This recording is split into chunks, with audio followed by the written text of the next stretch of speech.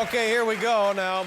Our first guest is a funny and talented woman starring in a new film entitled Baby Mama. It opens April 25th. Here's the lovely Amy Poehler, ladies and gentlemen. You look great. Thank you very much. Beautiful. You know Paul, by the way. Yes, I do. Hi, Amy. Hi, Paul. We were on the picket line together. Yes, we were. So you go way back. You're old buddies. Yeah, we had a lot of good times. Boy, a you lot look of coffee. tremendous, too, by the way. Did I say that? Oh, you look just thank you great. so very much. I tried to clean up my act tonight. Ooh.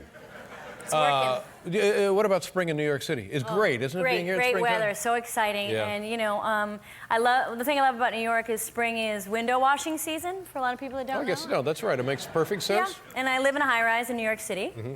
And recently, I was working on SNL, and we have kind of a hard hours, late hours. So every once in a while, I have to take a little half a sleeping pill, maybe to go to bed, or to do an interview. And, you know, whatever it takes. Sure, I understand. Whatever it takes.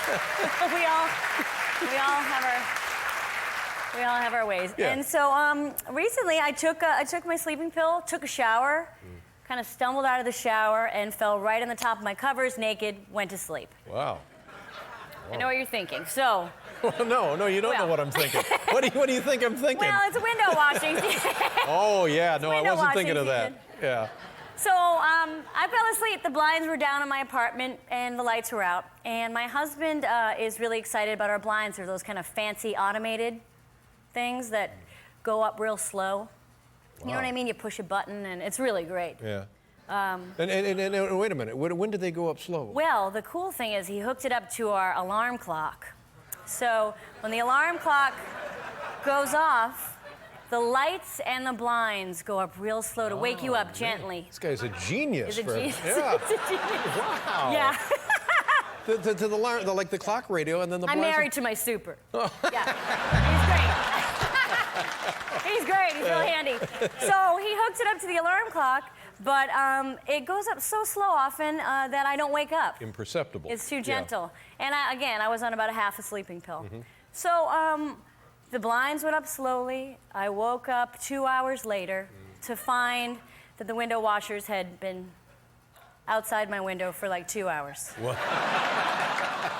And they were treated to a really boring, slow peep show with an unconscious woman.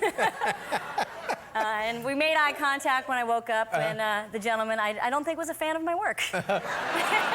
Or my works. Then how did we call an end to this? We just kind of politely waved, and then I put the blankets over my head and I laughed for like 25 minutes. I like that story. And did you grow up in Boston? Yes. Is that where you were Burlington, born Mass. in I was Massachusetts? born there, yes. Yeah. And thank you. And Burlington was a great place. I didn't act a lot when I was there, but I did do some school plays and stuff. There's not, I guess maybe then, or I don't know, are there a lot of opportunities to act in Boston? Well, yeah, I'm sure there are. I didn't know of any of them at the time. I think I knew like ice cream, restaurant opportunities at the time. But I was in a fourth grade production of The Wizard of Oz, which, if you're not familiar with the play, great parts for women in The Wizard of Oz. Really good. Some juicy parts. And I was playing Dorothy, and this is the first time I kind of got the bug or thought that I wanted to improvise, because there's a scene in The Wizard of Oz where there's a tornado happening, and Dorothy is looking for Toto. And she says, "Toto, Toto, where are you?" Well, in the play, I was holding a dog. And so on the first night, I said, "Toto, Toto, where are you?" But I was holding the dog. That's a mistake, isn't it? It's a mistake. Yeah. I got a laugh, but the wrong kind. Yeah. You know? And so the second night, I learned if I just take the dog, put it down, and then say, "Toto, Toto, where are you?" and then pick it back up, I win. Yeah. It's about winning, right? And that was it. That was the moment you knew That you was had the something going moment. on. Yeah. What is your connection, if there is one, to Sweden? Do you have? Yes, my brother lives in Stockholm. He lives in Stockholm. He married a Swedish girl, and he lives there. That's what it is, yeah. And I don't know, have you ever been to Stockholm? No, I hear it's lovely. It's unbelievable. Yeah. It's beautiful, and it is filled with the most beautiful people. I mean, a 2 in Sweden is a 9 in England. Yeah, really. You know what I mean? Sorry, it's true. Right. And And the Swedes are very direct. Mm-hmm. They don't use a lot of words. They have actually, I think, about a quarter or a half of as many words as we do. So they like to kind of tell it to you straight. And a moment that I enjoyed is my brother's wedding in Sweden. Some relatives got up to speak about the couple. And one relative got up and said, my brother's name is Greg, and she got up and said, when we met Greg, we did not like him. That was our opener. And you attribute that to the language? Yes, well, and we were kind of laughing, and the rest of them were like, we are being direct. Why are you upset? We're leaving time for more drinking, please.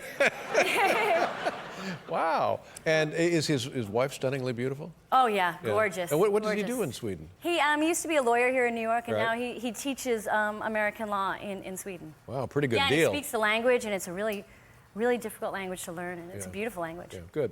Now, when you have, of course, now we're talking about the campaign, and you have Hillary Clinton on, and you've had everybody on. Yeah, we've had all the politicians. And you do them, and is it? I mean, it's one thing to do somebody on the show when they're not around, but to do them on the show when they're right there, that must be extra pressure. It's very weird to talk to someone when you're dressed as them. Mm-hmm.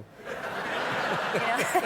It's very off-putting. I don't know if that's ever happened. No, it's never happened in my life. You ever actually? Yeah, I bet that would be weird though. It is very weird, and you know, we've had a lot of politicians come through, and you know, they're politicians for a reason because they're great at remembering your name, Dave. Yeah. And yeah, and let's show these pictures now that we're chatting about this. Well, that's my favorite. This might be my favorite. I hope Kucinich makes a comeback because that's me. That's Kristen Wiig, and that's me. I'm wearing a tiny suit and little ears. And he has a lovely, He has a lovely, large wife. let's say it, a hot wife. A hot wife, yeah. And and that was the scene where he was really excited about his hot wife. Right. Now this is exactly what we're talking about right there. Yeah, right next to each other. Yeah. Yeah, I think the joke there was that she let me borrow her earrings for the sketch. Uh-huh.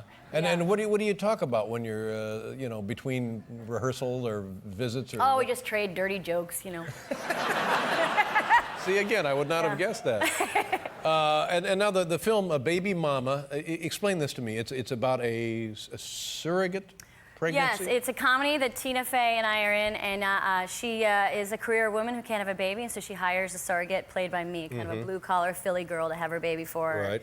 And we're very different, and we have to kind of move in together and figure out how to create this thing together. And do you have children yourself? I don't, no. And it was fun. Insights here about pregnancy from the film? Yeah, it was really interesting to shoot in New York, and a lot of the scenes there were birthing coaches, and like, because there were a lot of babies on set, and we did one scene where we were doing like birthing yoga, and there was a woman there kind of making sure that the real pregnant women were comfortable, and I overheard a great moment where the woman was kind of quietly talking to a couple and saying, you know, there's very easy ways to gently make love during the 9th month of pregnancy. Ooh. And I saw the guy, and he was just like, mm-hmm. I looked over at the woman, and she was like, are you kidding me? Who are you talking to? Nice try. Oh, yeah. Yeah. Yikes. Yeah. So the film opens April 25th. Let's take a look at a little bit of this. And what are we going to see here, This Amy? is a moment, and I'm living with Tina's character, and she's trying to get me to take a prenatal vitamin. Prenatal vitamin. Yeah, and they're quite large. Okay, so getting this straight now, you're actually having. I'm who will having, become... yes, I'm having Tina's character's baby, and not Tina Fey's real baby. Right, but in the film. Yeah, in the film. You're doing the heavy lifting. I'm doing the heavy lifting. That's right. Yeah, well put. Steve Martin is also in the movie. Oh, yeah, and he's, I mean, I'm of course a fan. How can you not And be? I think I embarrassed myself because he would just say anything and I would laugh really hard. So, because he's kind of a serious guy. Right, yeah. In person, so he would say, yeah, do we break for lunch? And I'd be like, you guys come here, Steve's doing the bit about lunch. He's doing a bit. No, he's not doing a bit. He's doing a bit about lunch.